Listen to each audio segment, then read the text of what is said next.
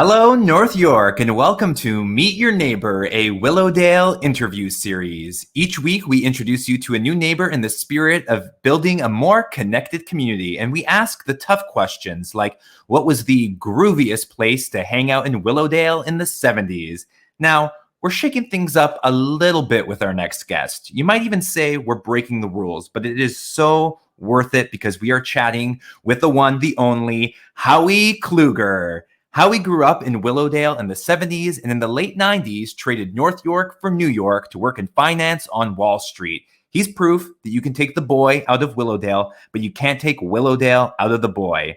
He started the Willowdale in the 70s Facebook group to connect with old friends, and that community has grown into a thriving online network of almost 18,000 people. We are so excited to chat with Howie. Before we start the interview, allow me to introduce your host, the one, the only Lily Chang.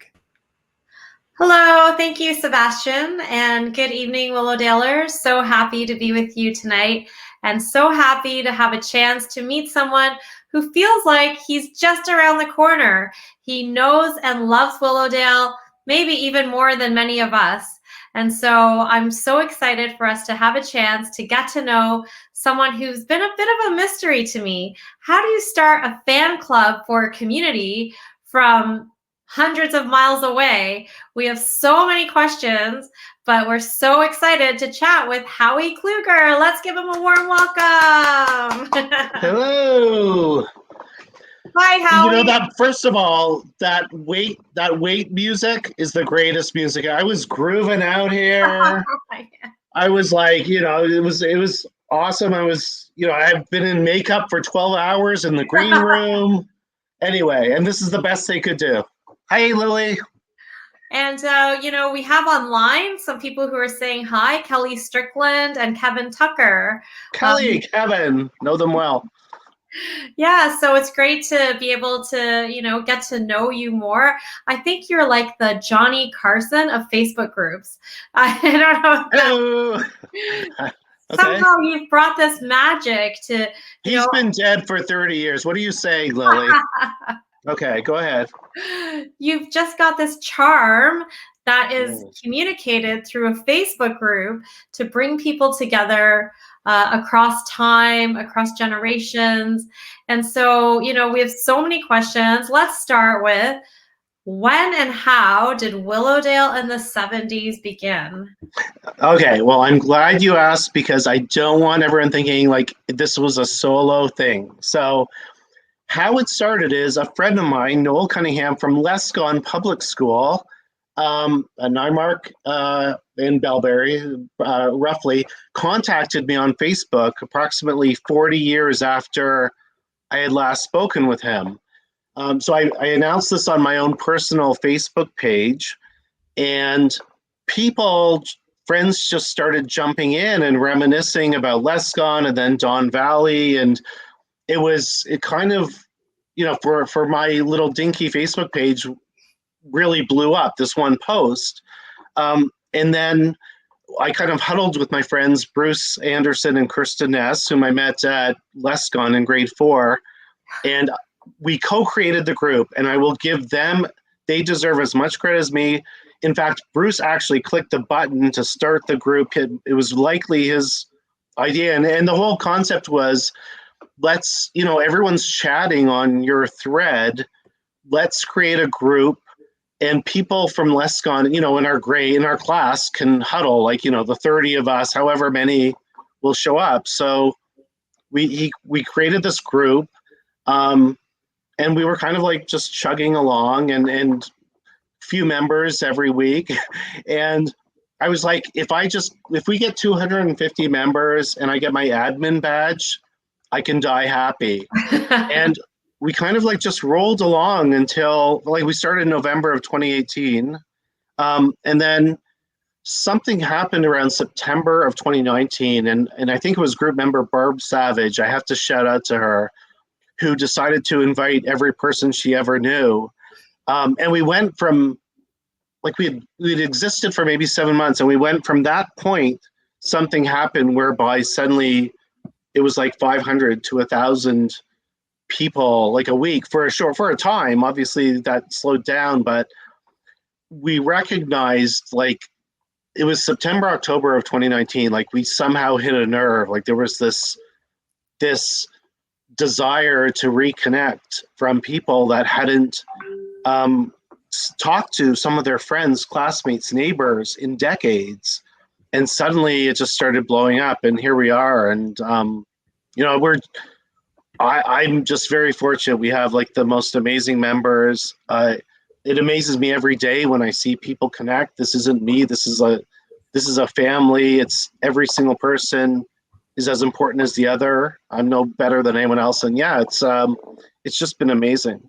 Well, it's a phenomenally sized family. It's almost 18,000 members.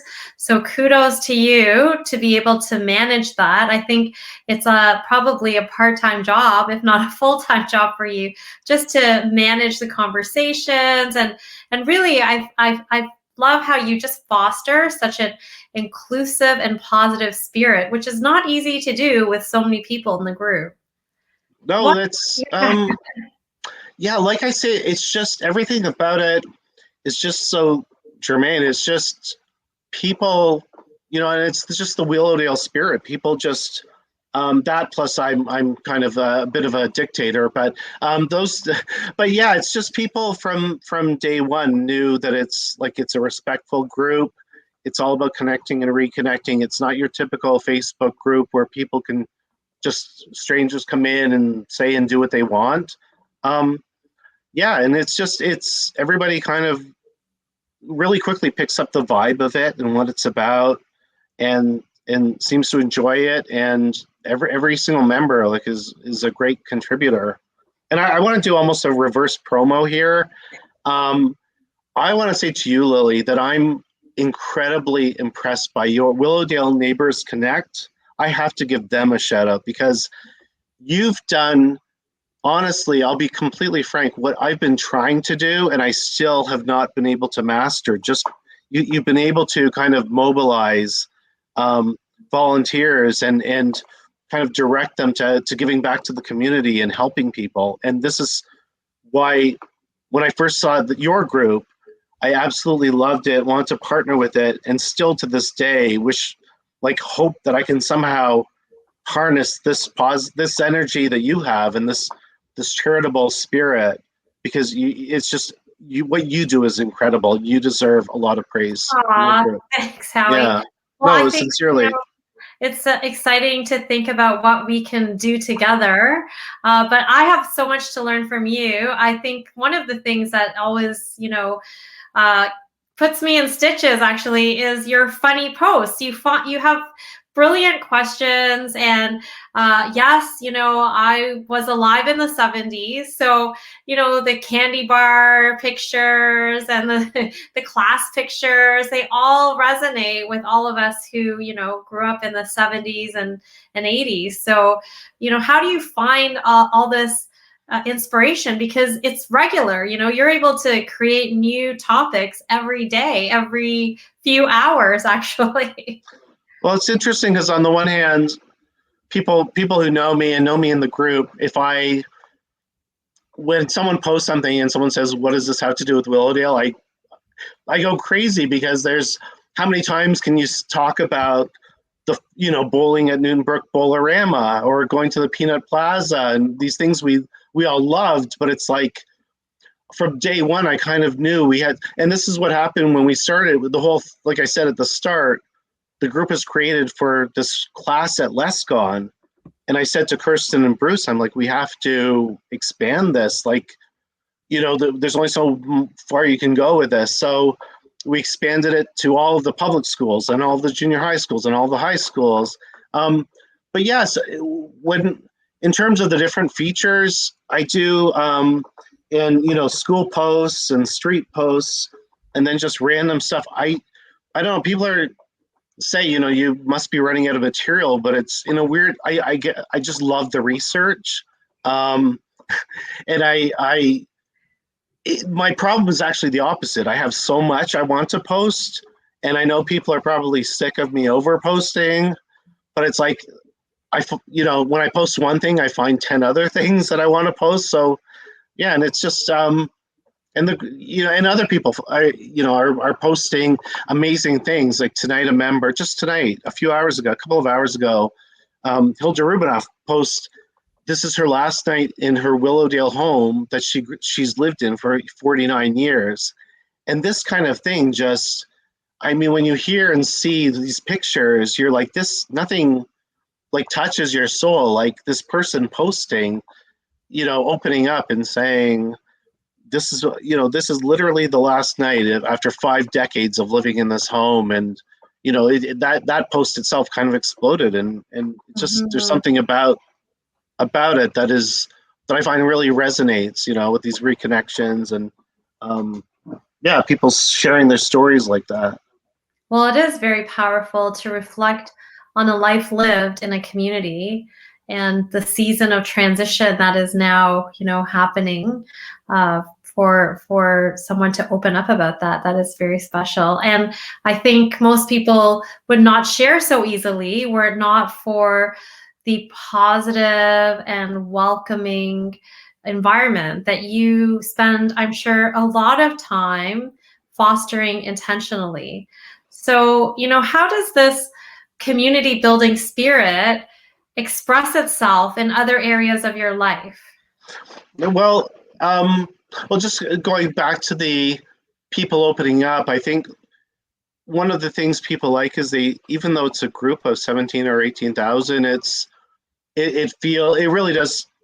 I hope, to me and hopefully to everyone else, feel like a family. And I try to lead by example. So if people are feeling insecure or sad or depressed, I kind of have told my own stories and been very upfront. Probably my family is cringing at, the amount of information I've put out there. I mean, I've disclosed things in the group that my closest friends have never, ever known.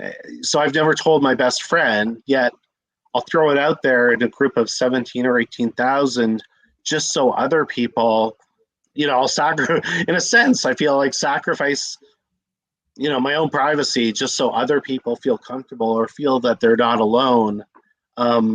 It's people now share experiences, good and bad, and just things about their life. So it's not just about looking back. It's really about, do you need support? Did you have a new granddaughter, grandson?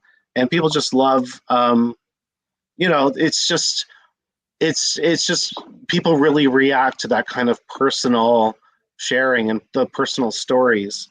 Yeah. What was the question? Sorry. I have a way of going on tangents. I mean, it was a very beautiful tangent because I think your willingness to be vulnerable gives permission to other people to share their vulnerable parts. And, in this world of social media, it's so much about showing your filtered best self versus, our brokenness, our imperfection, which actually bonds us even closer because it ties us to our humanity. So you've offered yourself in that regard. And well, and the other beautiful thing is, which you'll find out when you hit my age in like 40 years, that you just get real. Like at some point, most of us, by the time they're in their 50s, 60s, 70s, it's just you just who your friends are. You just want to be yourself. And this is why I have like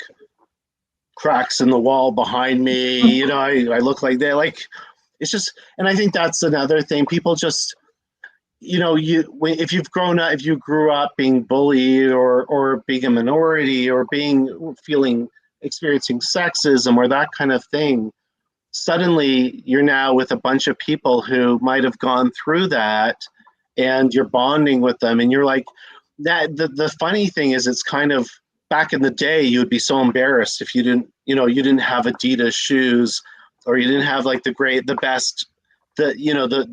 best brand name products. I grew up with Kmart stuff and was, embarrassed like you couldn't believe.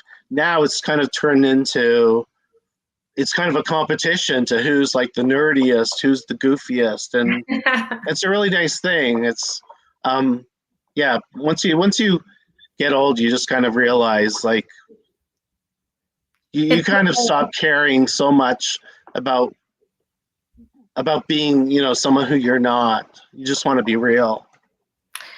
Oh, that we could share that message with so many younger generations. It's a very important message. So when you think about this, the experience of growing up in Willowdale in the 70s, what do you think is the spirit of that has ignited the imaginations and the identity of so many people? So I mean, growing up in Willowdale in the 70s was just it was such, to me, a special time. And again, it was very idyllic, but at the same time, you still have to recognize, it's critical to recognize that things weren't perfect. Of course, there was race, there are the things today that unfortunately are still around, bullying, racism, and that kind of thing. But having said that, it was an incredible experience, an incredible time, an incredible place. I mean, if you go to even if you look at aerial maps on City of Toronto archives from 1955 to 1960, all you'll see is like mud, like pools of mud and dirt patches, and not much really there. Certainly nothing north of Finch Avenue. And you look between 60 and 1970, and it was just the suburban boom. And the people, the people, my older sisters, the ones that were born around 1960 were really the trailblazers that, there was literally nothing there. And then suddenly the suburb sprung up. And it was just, there were obviously before cell phones, and it was just, you might have called up a friend on your rotary phone, but more likely you would more likely be like going out knocking on their doors, and from sunrise, literally, you'd be outside until, as all of us that grew up in that time knew, when the street lights came on, you go home. But what happened in between, you never had to worry about parents calling you or checking your cell phone, that kind of thing. And there was just this real sense of adventure where you would grab your bike and anything could happen. You could bike all the way down to Edwards Gardens or Wilkett Creek or up to the Peanut, and wherever you wanted to go, and have a game of street hockey, road hockey, whatever it was. So it's just, I think, now things have just are so much different. In some ways, not all bad, not all good, just different. And I think, it's this chance for people that grew up back in that time who, understood what Willowdale was like. We have shared experiences, a shared bond. But at the same time, like, we've never lost that love for Willowdale, and it's certainly evolved. And to me, it's kind of a tale of two cities. It has a small town feel still, I think, in some ways.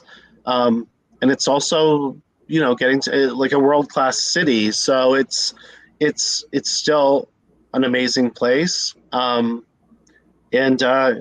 it's, we just all have a soft spot in our heart for it. Mm-hmm. And you also did do some work in serving vulnerable communities when you were here. Do you want to talk a little bit about memories doing that work?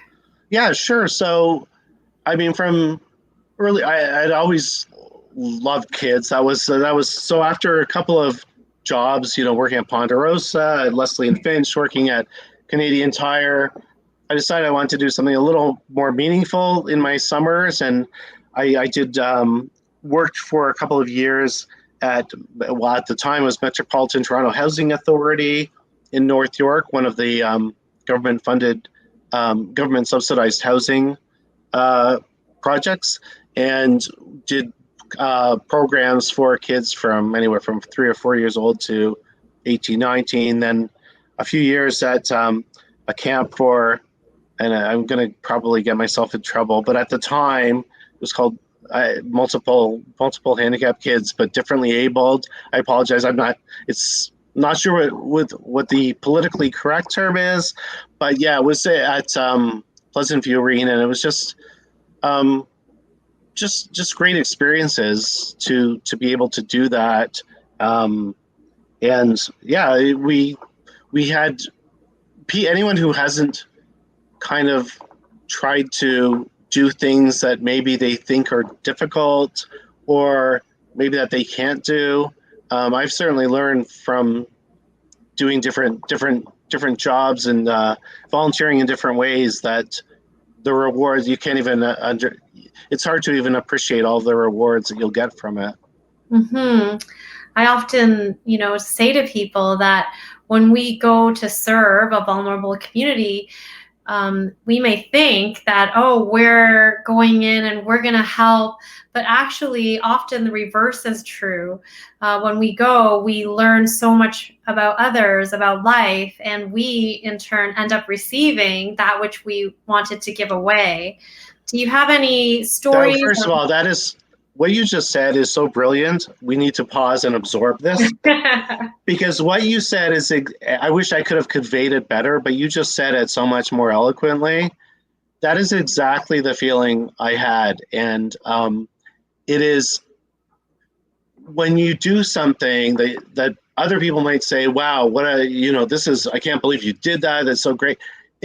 I couldn't convey to them that, no, I got more out of it than I'm sure the kids and people I was working with.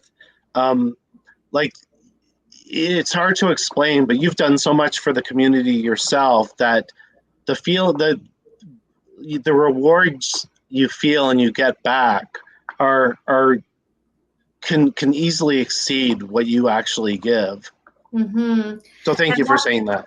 Well, that's kind of why I really feel like, engaging people into serving is actually serving those people. Because in this life of disconnectedness in the urban world that we're kind of now find ourselves in, I feel we all need a place that feels real, that feels where we can see the hearts and the gifts of others as well as our own come to life. And so, as much as we are trying to mobilize people, I often think that we're actually also serving those who are being mobilized in the process. So let me turn this around because I'm so fascinated by I so admire what you do. Like, how did you, if I can ask, Turner, how did you get involved in all of these amazing causes and decide you wanted to do all of this amazing work for your Willowdale? That is a very interesting question. And I don't think that it was a moment in time where I said, I want to give back. I think it was just through relationships with people. And maybe if I was to rewind to a moment, I was working at the People's Church, and I knew there was a community on Willowdale Avenue, which was subsidized housing. And I thought there must be people and stories there and needs there, and we should get to know our neighbors. So with that simple thought, I brought a team of volunteers with Starbucks hot chocolate, and we went door to door, gave out hot chocolate, and there was no agenda or goal. It was just to say, hey, like, we want to get to know you. And in that journey, I met this wonderful woman named Opal. And Opal really took me on a tour of what we now call Willow Tree. Mm-hmm. And she showed me the space where she used to run a food bank and a breakfast club. And, she was trying to get me thinking of what could be done in the community. And fast forward, a month and a half ago, Opal passed away, unfortunately, very unexpectedly. Sorry to hear that. Yeah, it was really heartbreaking. And I think it was, a couple weeks after she passed that I got the keys to the basement where the food bank is going to be run that we're developing. And I just thought, wow, what I would do to be able to share that moment with Opal. But, in thinking about Opal and all the other people that I've met along the way, it is that whole thing that I received far more than I have given. Mm-hmm. The friendship, the trust, the, learnings about life, the courage that I've witnessed. So, and as I taste that and see it, I'm like, hey guys, you all need to come and join me. I don't want to just experience this party by myself. Yeah. You can also share in this beautiful gift that we have to be able to share community together. So it's been really an evolution. And I say, like, I recently coined I don't know if I coined it, but I have come up with a new terminology. My approach to community development is the stone soup approach. So, everyone, you may feel like you have very little to offer, but if everyone puts in their ingredient, we can make delicious soup.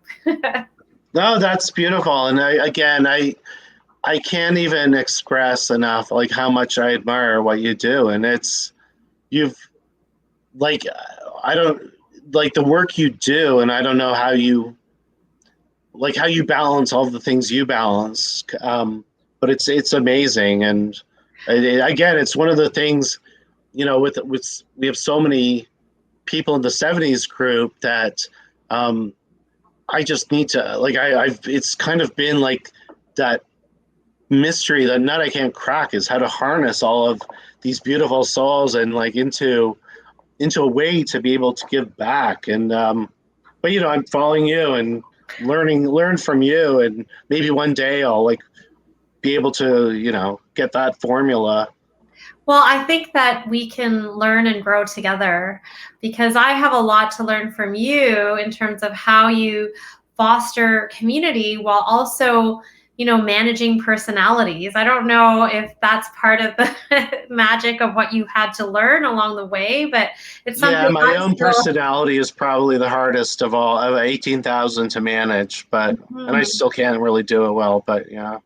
Well, I think you're doing a phenomenal job, because I see that it really means something to the people who participate. You've created a space that, it's kind of like Cheers, the bar from that TV show, right? Where people know your name, they may know part of your story, and it's a safe place to be who you are, to wrestle through whatever you're wrestling through. But along the way, there's a lot of laughter. I mean, this is, I think you could hold a class on Facebook community building, and it is a very important, I think, conduit of community now for a lot of people, especially through the pandemic, when we've been forced to be apart physically, to have a place to be connected, to be seen, and to be able to share. So just wondering, during the lockdowns, and your experience is a little different being in New York, but how did the community kind of pull through that journey together? Yeah, no, I think definitely there was the pandemic has been so difficult for so many people, especially in our group. There are a lot of people who might have be alone, or might be dealing with physical or ailments, and it's been very tough. Kevin Tucker, I saw that comment.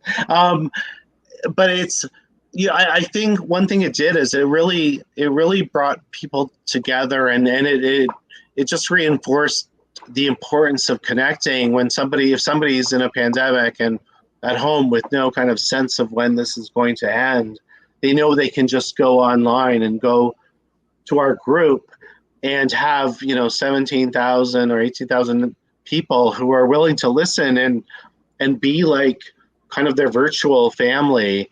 That and just it's every single day I see in threads people just saying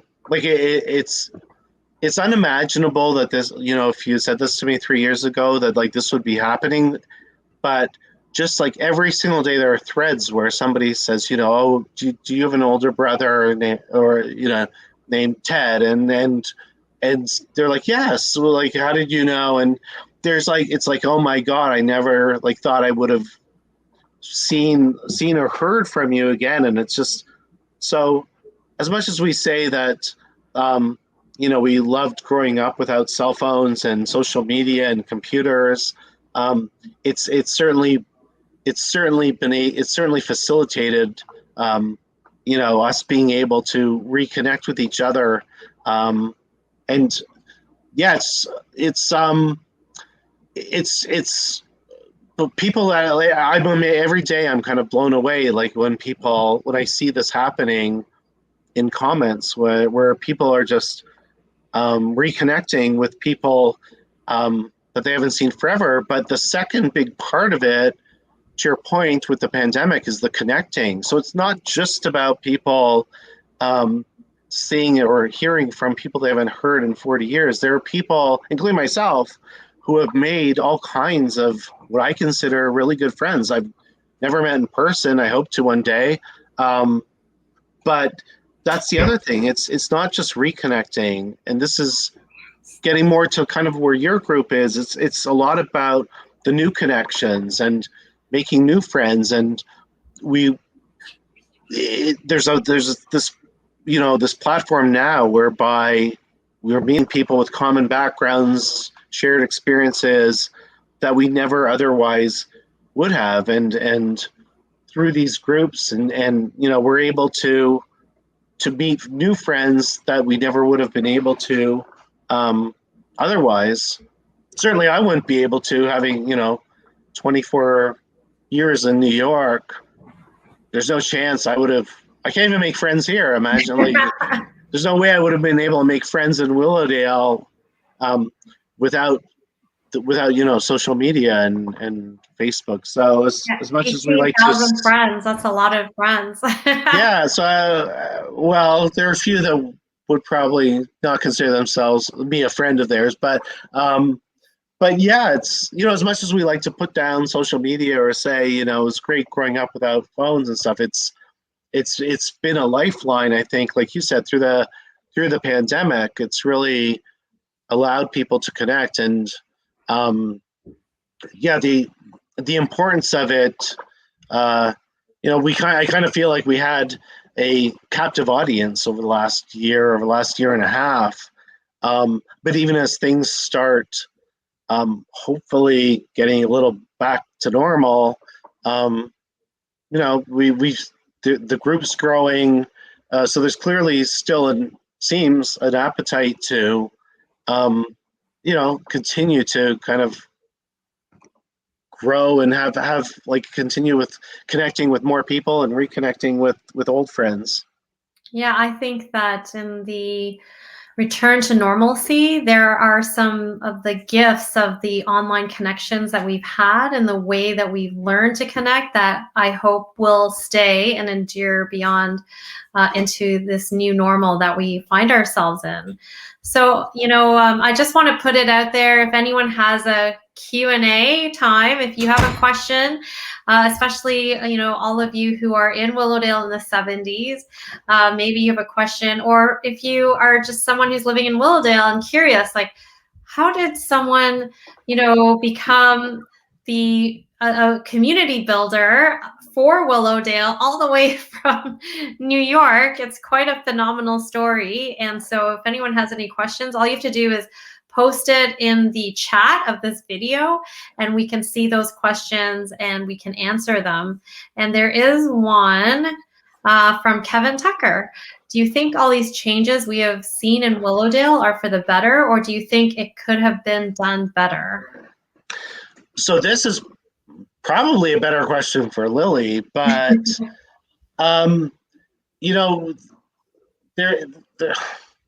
there's Willowdale's changed so much. I mean, we've gone from, like I said, almost farmland in the 1960s to this kind of metropolis, in a sense, along Yonge Street.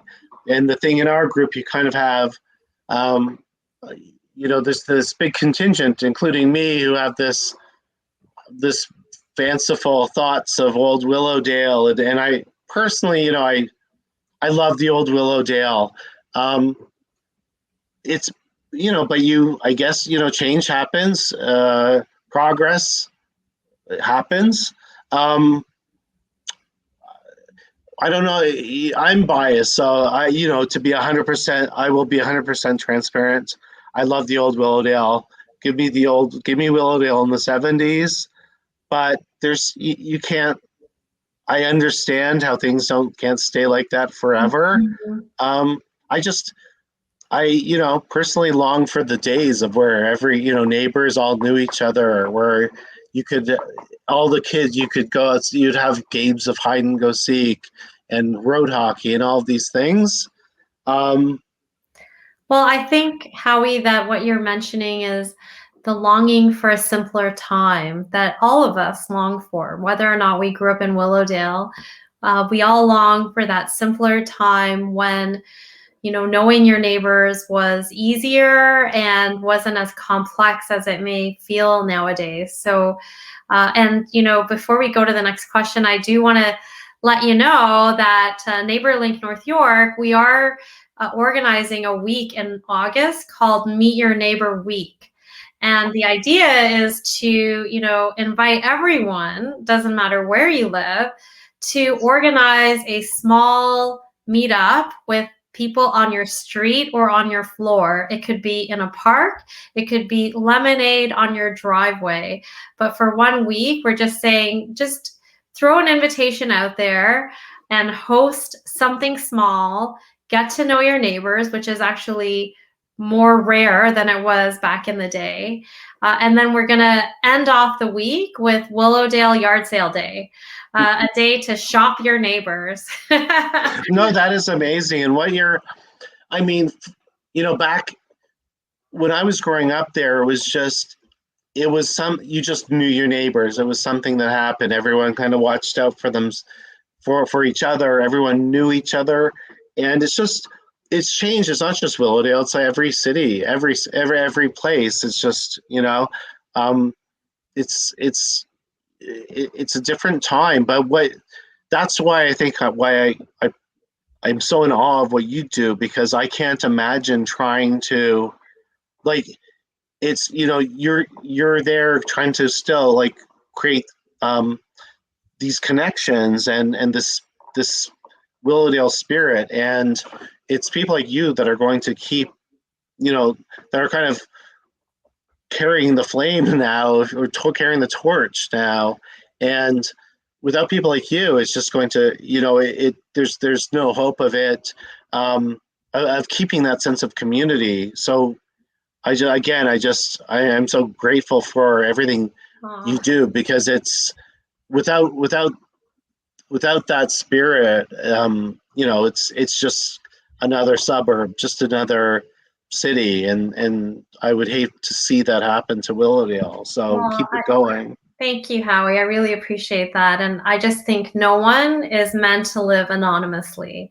I think it's bad for your mental health. It's bad for the community. It's bad for the country when people live anonymously. So I think it's something we can work on together. No, very true. Let's go to a question from Ian Catch-Langer. What's your best memory of Willowdale? First of all, Ian is one of the best group members who takes the pressure off me by posting like an amazing classic Willowdale and Toronto pictures. So thank you. First and foremost, thanks to Ian.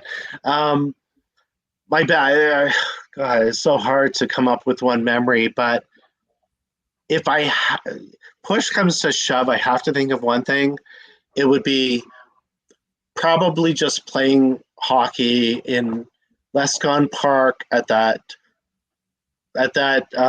neighbor created outdoor rink, where that magical night where you would show up and it had just rained and the ice was completely smooth, and I was there with Brian Mainprize and Mark Osler, and we were just like the three of us and nobody else under the stars, just playing good old-fashioned Canadian hockey outside and freezing our extremities, and going home and having hot chocolate and warming up. But yeah, that's probably, to me, if I like had one more day back then, would be outdoor rink playing hockey just with a few friends, perfect ice, and for hours. Yeah. That sounds like a Tim Hortons commercial. Well, I want to thank you for taking the time to hang out with me, and it's been such a pleasure to connect. I'm sure we're going to have more opportunities to chat. And just one last thing, I hear there's going to be a meetup. So what is that about? There is. So a long-awaited first annual Willowdale in the 70s reunion, which was initially scheduled for last July. Obviously, because of the pandemic, had to be canceled.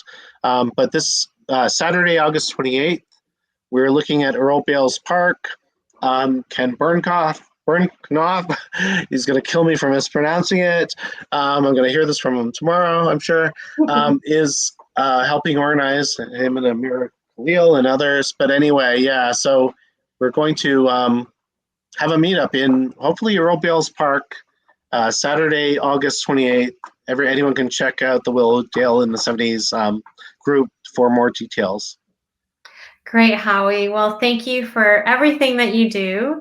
Thank you for being passionate and being, passionate enough to continue to hold up a community of almost 18,000 people. That takes hard work, a lot of countless hours I'm sure people don't know about, and it takes a great commitment and I think a lot of love. So thank you for the time that you've spent with us, and I look forward to all the amazing things that hopefully we can do together to serve our community. Thank you so much, Lily, and thanks again for having me.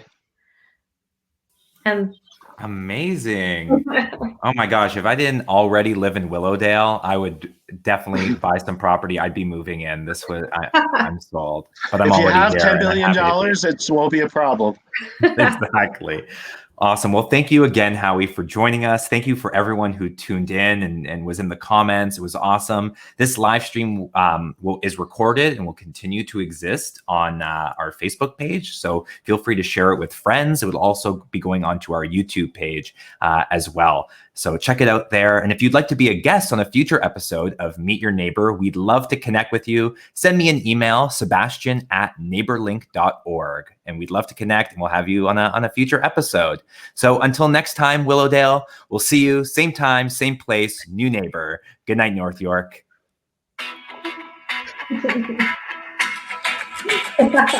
Okay.